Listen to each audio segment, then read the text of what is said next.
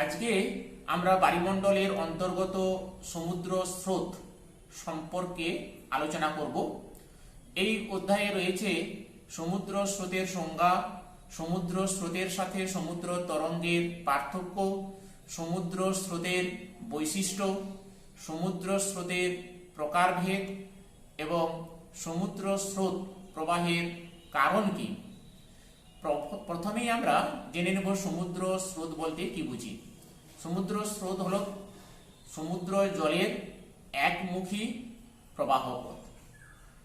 নিয়ত বায়ুপ্রবাহ, সমুদ্র জলের লবণতা ও উষ্ণতার পার্থক্য এবং পৃথিবীর আবর্তন গতির জন্য সমুদ্রের জলরাশি যখন একটি বিশেষ দিক থেকে আরেকটি বিশেষ দিকে অনুভূমিকভাবে প্রবাহিত হয়, সমুদ্র জলের সেই প্রবহমানতাকে বলা হয় সমুদ্র স্রোত।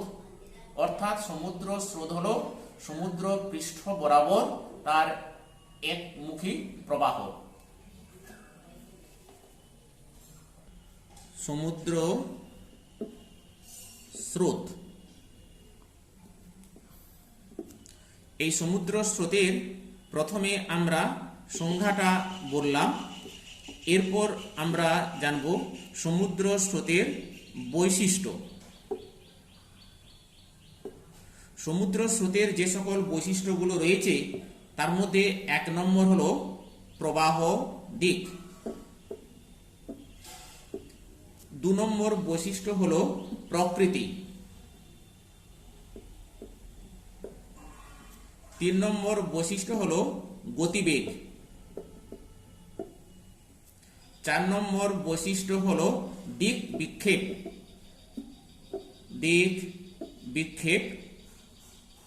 5 নম্বর বৈশিষ্ট্য হলো গায়র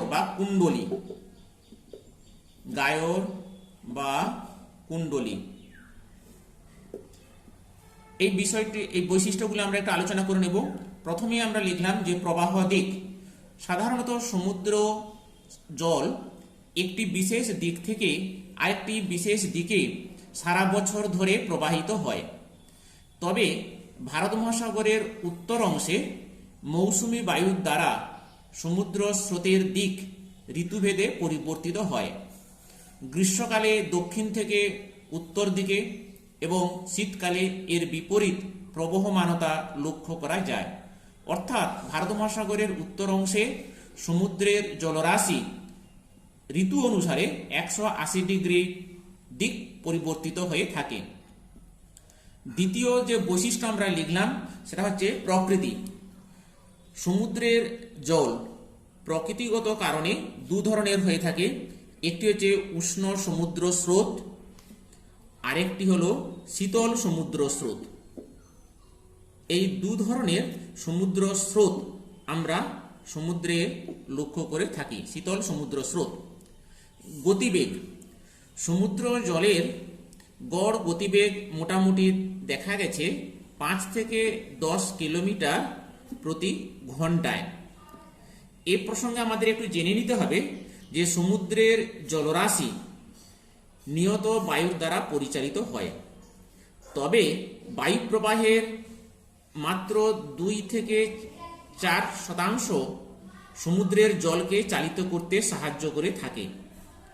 অর্থাৎ যদি দেখা যায় বাতাসের গতিবেগ প্রতি ঘন্টায় 50 কিলোমিটার হয়ে থাকে, তাহলে সেক্ষেত্রে সমুদ্রের জলরাশি কেবলমাত্র যাবে প্রতি ঘন্টাতে মাত্র 2 থেকে 4 কিলোমিটার। সুতরাং সমুদ্র জলের গতিবেগ নিয়ত বায়ুপ্রবাহের গতিবেগের দ্বারা অনেকাংশেই নিয়ন্ত্রিত হয়ে থাকে। 4 নম্বর যে বৈশিষ্ট্য আমরা লিখলাম সেটা হচ্ছে দিক বিক্ষেপ। সমুদ্রের জলরাশি যদিও আমরা প্রথমে বললাম একটি বিশেষ দিক থেকে আরেকটি বিশেষ দিকে প্রবাহিত হয়, তবে এই বিক্ষেপ কিছুটা পৃথিবীর আবর্তন গতির দ্বারা প্রভাবিত হয়ে থাকে। পৃথিবীর আবর্তন গতির জন্য নিয়ত বায়ু যেগুলি যেমন উত্তর গোলার্ধে ডান দিকে বেঁকে যায়, দক্ষিণ গোলার্ধে বাম দিকে বেঁকে যায়, তেমনি সমুদ্রের জলরাশিও নিয়ত বায়ু মতোই উত্তর গোলার্ধে ডান দিকে, দক্ষিণ গোলার্ধে বাম দিকে বেঁকে প্রবাহিত হয়ে থাকে। 5 নম্বর হচ্ছে গায়র বা কুণ্ডলী। উত্তর মহাসাগরগুলোতে নাতিশীতোষ্ণ অঞ্চলে বা উপক্রান্তীয় অঞ্চলে বেশ কতগুলো সমুদ্র স্রোত পরস্পর মিলিত হয়ে একটি চক্রাকার আবর্তের সৃষ্টি হয়ে থাকে। এই ধরনের চক্রাকার জলাবর্তকে আমরা গায়র বা কুণ্ডলী বলে থাকি। তাহলে সমুদ্র স্রোতের এই কতগুলি বৈশিষ্ট্য আমরা জানলাম। এরপরে আমরা জানব যে সমুদ্র স্রোতের সাথে সমুদ্র তরঙ্গের পার্থক্য কি। তোমরা এটিকে ছকের মতো করে লিখবে, এটি তোমাদের সিলেবাসে রয়েছে। সমুদ্র স্রোত এবং সমুদ্র তরঙ্গ দুদিকে দুটি পার্থক্যের বিষয় রাখবে, আরেকটি রাখবে পার্থক্যের বিষয়বস্তু। পার্থক্যের বিষয়বস্তুর এটা আরেকটি কলাম করবে। এইভাবে তিনটি মোট কলাম করবে। প্রথমেই আমরা সংজ্ঞাটা বলবো পার্থক্যে। এটি একটি 2 নম্বর বা 3 নম্বরের মতো প্রশ্ন হবে। প্রথমে আমরা সংজ্ঞাটা জানবো। প্রথমে আমি পয়েন্টগুলো আমরা লিখে নিচ্ছি। সংজ্ঞা 1। 2 নম্বর আমরা জানবো স্থান পরিবর্তন। স্থান পরিবর্তন, এটা 2 লিখলাম। 3 আমরা জানবো উপকূলের উপর প্রভাব। উপকূলের উপর প্রভাব 3। 4 আমরা জানবো যে নিয়ন্ত্রক। নিয়ন্ত্রক উভয় ক্ষেত্রে কোন কোন নিয়ন্ত্রণ রয়েছে, নিয়ন্ত্রিত করছে। তারপরে জানবো আমরা কার্য। কার্য তাহলে 1 2 3 4 5। এইবারে আমরা জেনে নেব, এগুলো একটু ডিটেলসে জেনে নেব। প্রথমেই বলি সংজ্ঞা। সমুদ্র স্রোতের ক্ষেত্রে আমরা বললাম নিয়ত বায়ুপ্রবাহ, সমুদ্র জলের লবণতার উষ্ণতার পার্থক্য, পৃথিবীর আবর্তন গতির জন্য সমুদ্রের জলরাশি যখন একটি নির্দিষ্ট দিক থেকে আরেকটি দিকে অনুভূমিকভাবে প্রবাহিত হয় তখন সমুদ্র জলের সেই প্রবহমানতাকে বলা হয় সমুদ্র স্রোত। কিন্তু সমুদ্র তরঙ্গের ক্ষেত্রে আমরা জানব সমুদ্র তলের উপর দিয়ে প্রবাহিত বায়ুর সঙ্গে সংঘর্ষের জন্যে সমুদ্রের জলরাশি যখন একই স্থানে থেকে উল্লম্বভাবে ওঠানামা করে তখন তাকে বলা হয় সমুদ্র তরঙ্গ। জানলাম সংজ্ঞা। দ্বিতীয় নম্বরে জানব যে স্থান পরিবর্তন। সমুদ্র স্রোত এক স্থান থেকে অন্য স্থানে গমন করে থাকে। জলরাশির সেখানে প্রবহমানতা লক্ষ্য করা যায়, স্থানের পরিবর্তন হয়। কিন্তু সমুদ্র তরঙ্গের ক্ষেত্রে জলের স্থানের পরিবর্তন হয় না, কেবলমাত্র একই স্থানে থেকে উল্লম্বভাবে ওঠানামা করে।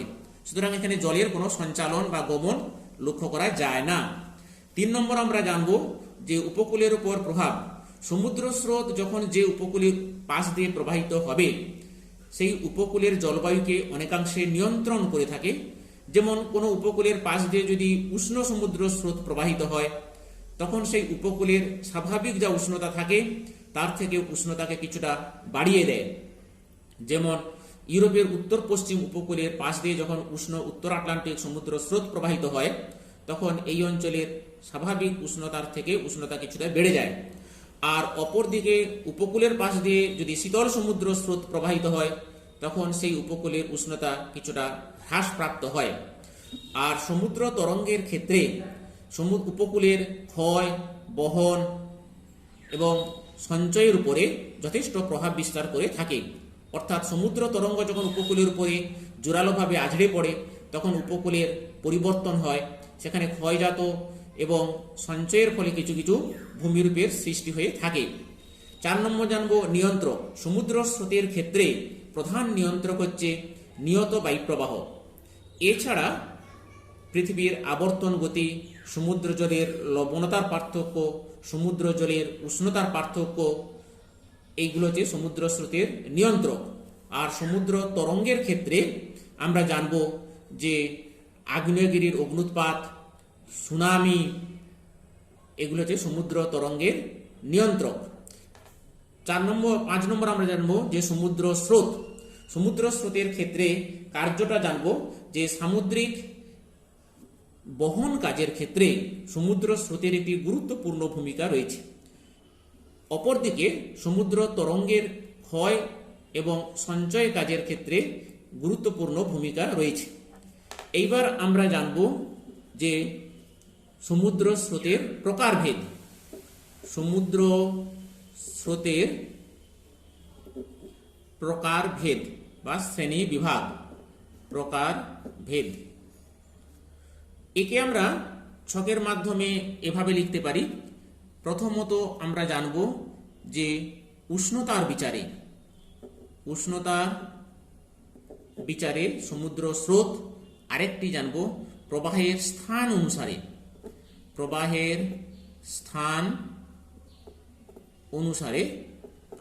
স্থান অনুসারে উষ্ণতার বিচারে সমুদ্র স্রোতকে আমরা দুটো ভাগে ভাগ করব। একটিকে বলা হচ্ছে উষ্ণ সমুদ্র স্রোত, আরেকটিকে বলা হয় শীতল সমুদ্র স্রোত।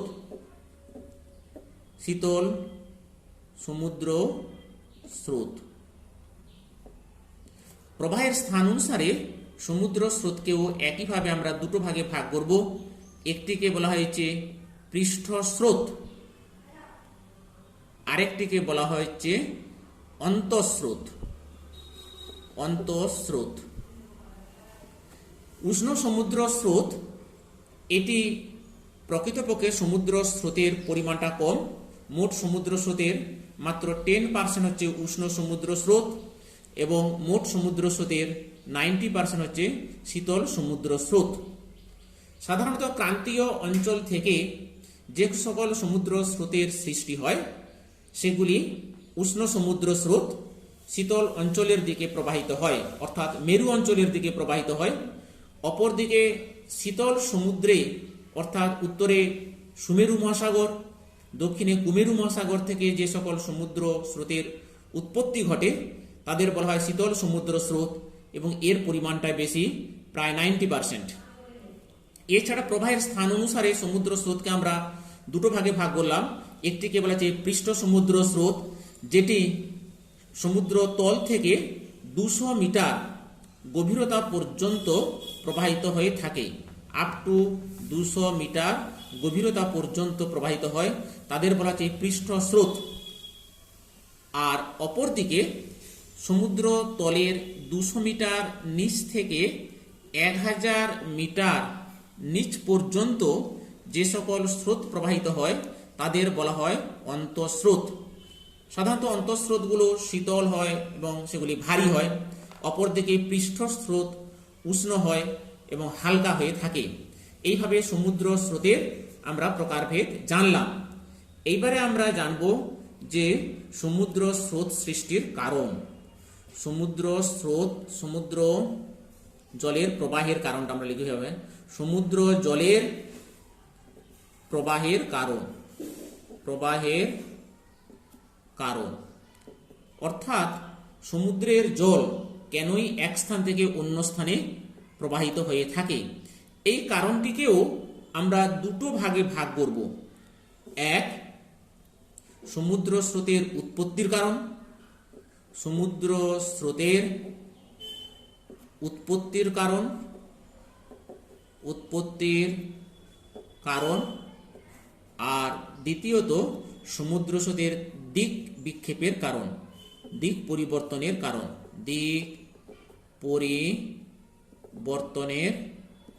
কারণ। সমুদ্র স্রোতের উৎপত্তির কারণকে আবার কয়েকটি ভাগে আমরা ভাগ করব। কি না, এক, নিয়ত বায়ু প্রবাহ। 2 নম্বর জানব পৃথিবীর আবর্তন গতি ও কোরিওলিস বল। পৃথিবীর আবর্তন গতি ও কোরিওলিস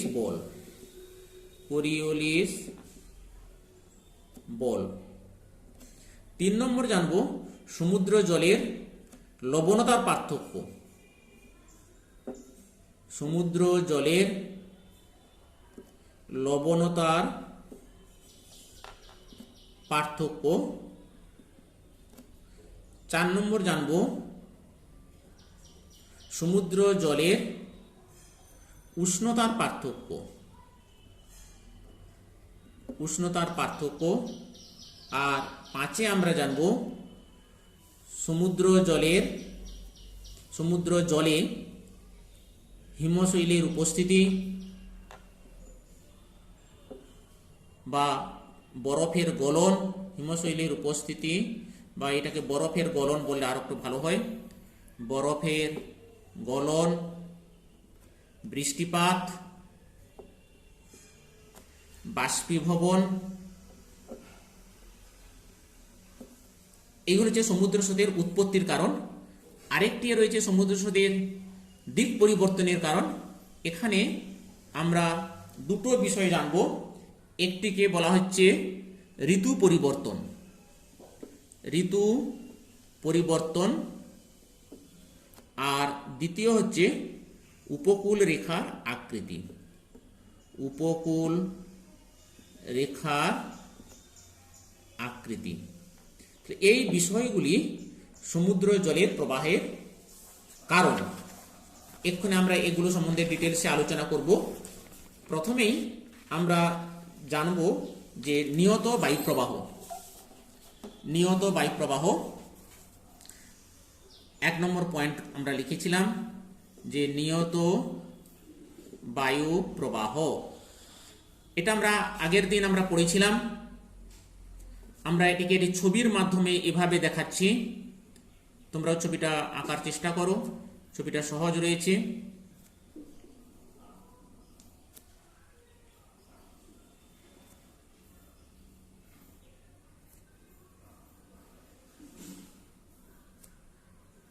এটি একটি দিক দেখানো হলো।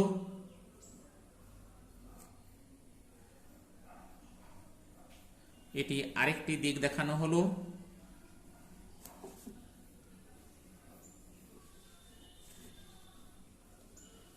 এটি আমরা নিরক্ষরেখা বা 0 ডিগ্রি টানলাম। এটি আমরা টানলাম 30 ডিগ্রি উত্তর। এটি আমরা টানলাম 60 ডিগ্রি উত্তর। এটি আমরা টানলাম 30 ডিগ্রি দক্ষিণ। এটিকে আমরা লিখে দিলাম 60 ডিগ্রি দক্ষিণ লিখলাম। এছাড়া আরো দক্ষিণে রয়েছে। তাহলে এখানে আমরা দেখলাম উত্তর পূর্ব আয়ন বায়ু। এটা আমরা আগের দিন পড়েছি। এটিও আমরা জানি দক্ষিণ পূর্ব আয়ন বায়ু। তাহলে এই 2 আয়ন বায়ুর জন্যে ক্রান্তীয় অঞ্চলে সমুদ্রের জলরাশি পূর্ব দিক থেকে পশ্চিম দিকে প্রবাহিত হয়। আবার ঠিক নিরক্ষরেখার গা বরাবর পশ্চিম থেকে পূর্ব দিকে একটি স্রোত প্রবাহিত হয়। তাকে বলা হচ্ছে নিরক্ষীয় প্রতিস্রোত। তাহলে আগের দিন আমরা জেনেছিলাম যে নিয়ত বায়ুর 3টে ভাগ রয়েছে: আয়ন বায়ু, পশ্চিমা বায়ু এবং মেরু বায়ু। এটা আমরা জেনেছি। আয়ন বায়ু প্রবাহিত হচ্ছে ক্রান্তীয় অঞ্চলে, যা উত্তর পূর্ব আয়ন বায়ু, দক্ষিণ পূর্ব আয়ন বায়ু। এই দুটো আয়ন বায়ুর জন্যে ক্রান্তীয় অঞ্চলের সমুদ্রের জলরাশি আটলান্টিক এবং প্রশান্ত মহাসাগরে এবং দক্ষিণ ভারত মহাসাগরে পূর্ব দিক থেকে পশ্চিম দিকে প্রবাহিত হয়। নিরক্ষরেখার উত্তর দিক দিয়ে প্রবাহিত স্রোতকে উত্তর নিরক্ষীয় স্রোত, নিরক্ষরেখার দক্ষিণ দিক দিয়ে প্রবাহিত স্রোতকে দক্ষিণ নিরক্ষীয় স্রোত বলা হয়। অপরদিকে পশ্চিমা বায়ু উপক্রান্তীয় অঞ্চল থেকে সুমেরু বৃত্ত, কুমেরু বৃত্ত অঞ্চলের দিকে প্রবাহিত হয়। তাহলে এই অঞ্চলে সমুদ্রের জলরাশি পশ্চিম থেকে পূর্ব দিকে প্রবাহিত হয়। উভয় গোলার্ধের ক্ষেত্রে প্রবাহিত হচ্ছে পশ্চিম থেকে পূর্ব দিকে। একে বলা হচ্ছে পশ্চিমা স্রোত। এই প্রসঙ্গে একটি তোমরা মনে রাখবে যে সমুদ্র স্রোত যে দিক থেকে আসে তার নামকরণ ও বায়ু প্রবাহের মতো নামকরণ সেই দিকেই হয়ে থাকে। অনেক সময় সমুদ্র স্রোতের নামকরণ কোনো দেশের পাশ দিয়ে যখন প্রবাহিত হয় সেই দেশের নামের সাথে সামঞ্জস্য রেখেও সমুদ্র স্রোতের নামকরণ করা হয়ে থাকে। এটাকে বলা হচ্ছে পশ্চিমা স্রোত। আবার মেরু অঞ্চল থেকে আসে মেরুবায়ু, উত্তর গোলার্ধে মেরুবায়ু, উত্তর পূর্ব মেরুবায়ু, আর দক্ষিণ গোলার্ধে দক্ষিণ পূর্ব মেরুবায়ু। তাহলে সমুদ্র স্রোত সৃষ্টির প্রথম এবং প্রধান কারণ হচ্ছে নিয়ত বায়ুপ্রবাহ। শুধু বায়ুপ্রবাহ বললে উত্তরটা ঠিক হবে না, সেক্ষেত্রে উত্তর বলা যেতে পারে ভুলই। সেই জন্য অনেক বই তোমাদের শুধু বায়ুপ্রবাহ দেওয়া রয়েছে, সেক্ষেত্রে তোমাদেরকে বলতে হবে 1 নম্বরের প্রশ্ন থাকলে সমুদ্র স্রোত সৃষ্টির কারণ হচ্ছে নিয়ত বায়ুপ্রবাহ। নিয়ত বায়ু 3টে, আয়ন বায়ু, পশ্চিমা বায়ু এবং মেরুবায়ু। 1 নম্বর কারণ আমরা জানলাম। 2 নম্বর কারণ আমরা জানব যে পৃথিবীর আবর্তন গতি ও কোরিওলিস বল। পৃথিবীর আবর্তন গতি ও কোরিওলিস বল। কোরিওলিস বল এটা আমরা জানি, সকলেই জানি যে পৃথিবী পশ্চিম দিক থেকে পূর্ব দিকে ঘুরছে প্রতি 24 ঘন্টায় তার অক্ষের চারপাশে। এই আবর্তন গতির জন্য একটি বলের সৃষ্টি হয়, তার নাম কোরিওলিস বল। এই বলের জন্যে যেমন নিয়ত বায়ুগুলি উচ্চচাপ থেকে নিম্নচাপের দিকে যখন প্রবাহিত হয়, উত্তর গোলার্ধের ক্ষেত্রে, নর্দার্ন হেমিস্ফিয়ারের ক্ষেত্রে ডান দিকে বেঁকে যায়, এবং দক্ষিণ গোলার্ধে, সাদার্ন হেমিস্ফিয়ার দক্ষিণ গোলার্ধে বাম দিকে বেঁকে যায়।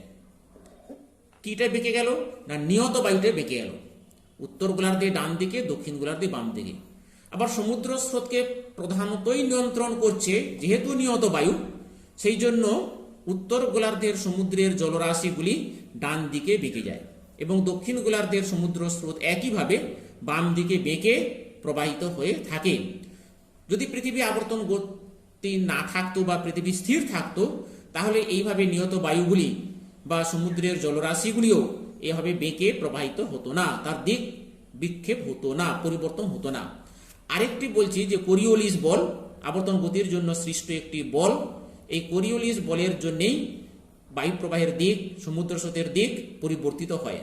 আবার এই কোরিওলিস বলের জন্যেই আটলান্টিক মহাসাগরে এবং প্রশান্ত মহাসাগরের ক্ষেত্রে আমরা দেখেছি যে মাঝখানে একটি ঘূর্ণাবর্তের সৃষ্টি হয়, যাকে গায়র বা কুণ্ডলী বলা হয়। এটা আমরা আজকে প্রথমেই আলোচনা করেছি। গায়র বা কুণ্ডলী, আমরা যখন সমুদ্র স্রোতের প্রবাহমানতা পড়ব তখন দেখব আটলান্টিক মহাসাগরে উপসাগরীয় স্রোত, ক্যানারি স্রোত, উত্তর নিরক্ষীয় স্রোত মিলিতভাবে একটি চক্রাকারে আবর্তিত হয়, যার মাঝখানে জল প্রায় প্রবাহহীন স্থির থাকে। এখানে অনেক আগাছা, লতাগুল্ম, কচুরিপানা এগুলো জন্মায়। একে আমরা শৈবাল সাগর বলে থাকি। এটিও আমাদের মনে রাখতে হবে, শৈবাল সাগর। তাহলে দ্বিতীয় পয়েন্ট পৃথিবীর আবর্তন গতি ও কোরিওলিস বল। 3 নম্বর আমরা লিখেছিলাম যে সমুদ্র জলের লবণতার পার্থক্য। সমুদ্র জলের লবণতার পার্থক্য। লবণতার পার্থক্য তোমরা নিশ্চয় সকলে সমুদ্র দেখেছো এবং সমুদ্রে নেমেছো। এটাও দেখেছো যে সমুদ্রের জল কিন্তু নোনা। সমুদ্রের জলে প্রায় 47 রকমের লবণ যুক্ত অবস্থায় রয়েছে, জলের সঙ্গে সম্পৃক্ত অবস্থায় রয়েছে। তার মধ্যে সোডিয়াম ক্লোরাইডের পরিমাণ সবচাইতে বেশি। তাহলে এই লবণতার পরিমাণ সমুদ্রের জলে কিন্তু সব জায়গায় সমান নয়। কোথাও লবণের পরিমাণটা বেশি, কোথাও সমুদ্রের জলের লবণতার পরিমাণটা কম, লবণতার তারতম্য হয়ে থাকে। এই লবণতার সঙ্গে সমুদ্র জলের ঘনত্বের সম্পর্ক হচ্ছে সমানুপাতিক। তাহলে সমুদ্র জলের লবণতার সঙ্গে সমুদ্র জলের যে ঘনত্ব, এই সম্পর্কটা কিন্তু সমানুপাতিক। সমানুপাতিক মানে কি না, সমুদ্র জলের লবণতা যত বাড়বে ঘনত্বের পরিমাণটা তত বাড়বে, লবণের পরিমাণ যত কমবে ঘনত্বের পরিমাণটা তত কমবে। সাধারণত কি হচ্ছে না, বেশি লবণাক্ত ক্রান্তীয় অঞ্চলের জল বেশি লবণাক্ত, এটা আমরা জানি। ক্রান্তীয় অঞ্চলে বাষ্পীভবনের পরিমাণটা বেশি হয়। এটাও তোমরা জানো বা শুনেছো যে জাপানি বিজ্ঞানী ওকাডা বলেছেন যে কোনো এক বছরে মানে 365 দিনে যদি সমুদ্রে জলে কোনো রকম স্বাদু জল না মিশ্রিত হয়, সেটা বৃষ্টির জল হোক বা নদীবাহিত জল হোক বা বরফ গলা জল হোক, 365 দিনে কোনো রকম স্বাদু জল যদি সমুদ্রে না মিশে, তাহলে সমুদ্রের জলরাশি 93 সেন্টিমিটার সমুদ্র তল নিচের দিকে নেমে যাবে। অনলি বাষ্পীভবন, ইভাপোরেশন, সমুদ্রের সূর্যের তাপে সমুদ্রের জলরাশি 93 সেন্টিমিটার নিচের দিকে নেমে যাবে। বাষ্পীভবনের সঙ্গে লবণতার একটি সম্পর্ক রয়েছে। বাষ্পীভবন বেশি হলে লবণের পরিমাণটা বেড়ে যাবে, সমুদ্রের জলের পরিমাণটা তত কমে যাবে। যেহেতু ক্রান্তীয় অঞ্চলের জল বেশি লবণাক্ত এবং ঘনত্ব বেশি, সেই জন্য সেই জল ভারী এবং সেই জল অন্তঃস্রোত রূপে মেরু অঞ্চলের দিকে প্রবাহিত হবে। আর অপরদিকে মেরু অঞ্চলের কম লবণাক্ত এবং কম ঘনত্ব বিশিষ্ট হালকা জল পৃষ্ঠস্রোত রূপে ক্রান্তীয় অঞ্চলের দিকে প্রবাহিত হবে। তাহলে সমুদ্র জলের এই লবণতার পার্থক্য সমুদ্রের জলরাশিকে এক স্থান থেকে অন্য স্থানে স্থানান্তরিত করতে এটি গুরুত্বপূর্ণ ভূমিকা পালন করে থাকে। 4 নম্বর আমরা জানব যে সমুদ্র জলের উষ্ণতার পার্থক্য। সমুদ্র জলের উষ্ণতার পার্থক্য। সমুদ্র জলের গড় উষ্ণতা 26 ডিগ্রি সেলসিয়াস। কোনো কোনো বইয়ে রয়েছে 26.6 ডিগ্রি সেলসিয়াস, দুটোই সঠিক। সমুদ্র জলে সূর্যরশ্মি যে পড়ে সব জায়গায় সমানভাবে পড়ে না। সাধারণত ক্রান্তীয় অঞ্চলে সূর্যরশ্মি লম্বভাবে পড়ে, সেখানে সমুদ্রের জল বেশি গরম। যত মেরু অঞ্চলের দিকে যাই সূর্যরশ্মি তাপীয় ফলের পরিমাণ ক্রমশ কমতে থাকে। এটাও আমরা জানি যে প্রতি ডিগ্রি অক্ষাংশের তারতম্যে সূর্যরশ্মি তাপীয় ফলের পার্থক্য হয় 0.28 ডিগ্রি সেলসিয়াস। অর্থাৎ নিরক্ষরেখা থেকে যত আমরা মেরুর দিকে যাব ততই 0.28 ডিগ্রি সেলসিয়াস হারে তাপমাত্রাটা কমতে থাকে। স্বাভাবিকভাবে সমুদ্র জলের উষ্ণতারও পরিমাণটা কমতে থাকে। সাধারণত ক্রান্তীয় অঞ্চলের সমুদ্রের জল বেশি গরম এবং মেরু অঞ্চলের দিকে যত যাওয়া যায় ততই জলের উষ্ণতার পরিমাণটা কমতে থাকে। অর্থাৎ ক্রান্তীয় অঞ্চলের জল বেশি গরম বা বেশি উষ্ণ এবং মেরু অঞ্চলের জল কম উষ্ণ বা বেশি শীতল। স্বাভাবিকভাবেই ক্রান্তীয় অঞ্চলের উষ্ণ জল পৃষ্ঠস্রোত রূপে মেরু অঞ্চলের দিকে প্রবাহিত হয়। অপরদিকে মেরু অঞ্চলের শীতল ভারী জল অন্তঃস্রোত রূপে ক্রান্তীয় অঞ্চলের দিকে প্রবাহিত হয়ে থাকে। তাহলে সমুদ্র জলের এই যে উষ্ণতার পার্থক্য ক্রান্তীয় অঞ্চল থেকে মেরু অঞ্চলের দিকে লক্ষ্য করা গেল, তার ফলে সমুদ্রের জলরাশিকেও এক স্থান থেকে অন্য স্থানে স্থানান্তরিত করতে গুরুত্বপূর্ণ ভূমিকা পালন করে থাকে। আর 5 নম্বর আমরা বলেছিলাম হিমশৈলের উপস্থিতি বা বরফের গলন। বরফের গলন বা হিমশৈলের উপস্থিতি। যেহেতু মেরু অঞ্চলে বরফের পরিমাণটা বেশি, যেমন আন্টার্কটিকা মহাদেশ দক্ষিণ গোলার্ধে মেরু সন্নিহিত অঞ্চলে, উত্তর মেরু সন্নিহিত অঞ্চলে আলাস্কার উত্তর অংশ, গ্রিনল্যান্ডের বিস্তীর্ণ অঞ্চল, আবার ইউরোপ এবং এশিয়ার উত্তরাংশে বরফের পরিমাণটা বেশি। এই বরফ রাশি যখন গলতে শুরু করে তখন সমুদ্রে স্বাদু জলের প্রচুর সংমিশ্রণ ঘটে। অর্থাৎ মেরু অঞ্চলে বরফের গলনের ফলে জলরাশির উচ্চতা বৃদ্ধি পায়। ফলে জলতলের সমতা রক্ষার জন্যে সেই জলরাশি অর্থাৎ মেরু অঞ্চলের শীতল জলরাশি ক্রান্তীয় অঞ্চলের দিকে ধাবিত হয় জলের সমতা রক্ষার জন্য। এছাড়াও বাষ্পীভবন এবং বৃষ্টিপাতও সমুদ্রের জলকে এক স্থান থেকে অন্য স্থানে নিয়ন্ত্রণ করতে গুরুত্বপূর্ণ ভূমিকা পালন করে থাকে। এগুলো আমরা জানলাম সমুদ্র জলের প্রবাহের কারণ। এছাড়া আমরা দ্বিতীয়ত জেনেছিলাম যে দিক পরিবর্তনের কারণ। তার মধ্যে আমরা একে জেনেছিলাম কি ঋতু পরিবর্তন। ঋতু পরিবর্তন। আমরা প্রথমেই বলেছিলাম যে সমুদ্র স্রোত প্রবাহের মূল কারণ হচ্ছে নিয়ত বায়ু প্রবাহ। আটলান্টিক মহাসাগর এবং প্রশান্ত মহাসাগরের ক্ষেত্রে ঋতু পরিবর্তন সমুদ্রের জলকে খুব একটা প্রভাবিত করতে পারেনি, কিন্তু ভারত মহাসাগরের উত্তর অংশে মৌসুমী বায়ু এটি গুরুত্বপূর্ণ ভূমিকা পালন করে থাকে সমুদ্রের জলকে চালিত করার ক্ষেত্রে। এখানে আমরা দুটো ঋতু অত্যন্ত প্রকটভাবে লক্ষ্য করে থাকি, একটি গ্রীষ্ম ঋতু, অপরদিকে শীত ঋতু। গ্রীষ্মকালে উত্তর ভারত মহাসাগরে অবস্থিত বঙ্গোপসাগর এবং আরব সাগর সন্নিহিত উপকূল অঞ্চলে যখন দক্ষিণ পশ্চিম দিক থেকে মৌসুমী বায়ু প্রবাহিত হয়, তখন তার অনুকূলে এই অঞ্চলের সমুদ্রের জলকেও চালিত করে থাকে, অর্থাৎ পশ্চিম দিক থেকে বা দক্ষিণ দিক থেকে উত্তর দিকে চালিত হয়।